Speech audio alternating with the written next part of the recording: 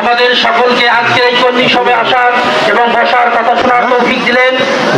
আমরা মুনিবের দরবারে শুকরিয়া আদায় করি, সকলে বলে আলহামদুলিল্লাহ।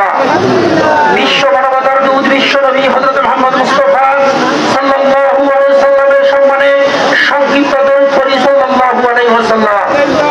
ওমর মসজিদ ইউনিয়ন কর্তৃক আয়োজিত আজকের এই বিএনপির কর্মী সম্মেলনের সম্মানিত সভাপতি আমার শ্রদ্ধেয় বড় ভাই জননেতা বর্তমান আহ্বায়ক কমিটি আহ্বায়ক জনাব আনিসুর রহমান ভাই উপস্থিত আছেন।